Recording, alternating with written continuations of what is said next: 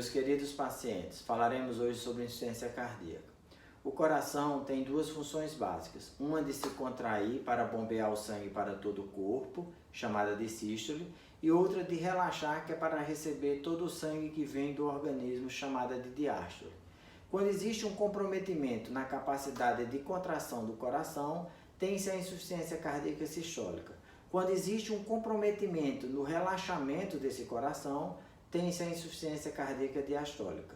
No Brasil, tanto a insuficiência cardíaca sistólica quanto a insuficiência cardíaca diastólica tem como principal causa a doença aterosclerótica, que a gente falou no vídeo anterior, que é a doença responsável pelo infarto agudo do miocárdio ou ataque cardíaco e que se caracteriza pela presença de placas de gorduras no interior das artérias coronarianas, que são as artérias que nutrem o coração.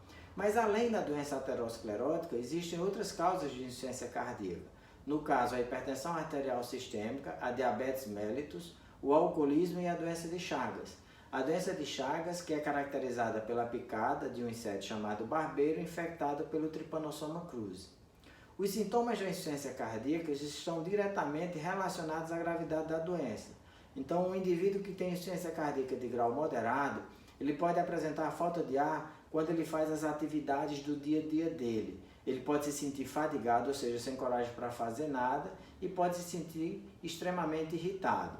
Quando essa doença cardíaca evolui para uma insuficiência cardíaca de grau importante, aí o paciente pode ter a falta de ar, que é o que a gente chama de dispneia, mesmo sentado, em repouso, sem fazer nada. Ele pode se sentir empachado, que é aquela sensação de estômago cheio, doloroso, quando faz as principais refeições do dia, como café, almoço e jantar, e pode apresentar no final da tarde inchaço nas suas pernas, que é o que a gente chama de edema nos membros inferiores. Assim como os sintomas, o tratamento da insuficiência cardíaca também está diretamente relacionado à sua gravidade. Então, se o indivíduo tem uma insuficiência cardíaca de grau moderado, você pode estabelecer o tripé, que é a dieta restritiva de sal e de líquido, no caso, no máximo 1 grama de sal e no máximo 800 ml de líquido. Fazer um programa de exercícios físicos regulares para ele, e aí esse programa é individualizado, porque vai depender da capacidade de cada indivíduo, e estabelecer o uso de medicamentos que diminuam não só os sintomas, mas que tenham um impacto também na redução da mortalidade cardiovascular nesses pacientes. Nos indivíduos que têm uma insuficiência cardíaca de grau importante, levando em consideração que a principal causa é a doença aterosclerótica, existem alguns passos a serem seguidos. Primeiro, realização de um cateterismo cardíaco. Para quê? Para se definir a gravidade da doença aterosclerótica. Segundo passo, fazer uma angioplastia, que consiste em quê? Em colocar um catéter através da artéria femoral, que fica na virilha, ou na artéria radial, que fica no pulso, e na ponta desse catéter existe um balão. Balão esse que será insuflado para eliminar a placa de gordura e logo em seguida será colocada o stent, que é uma malhazinha de arame para evitar que a artéria volte a se obstruir ou ficar estreitada.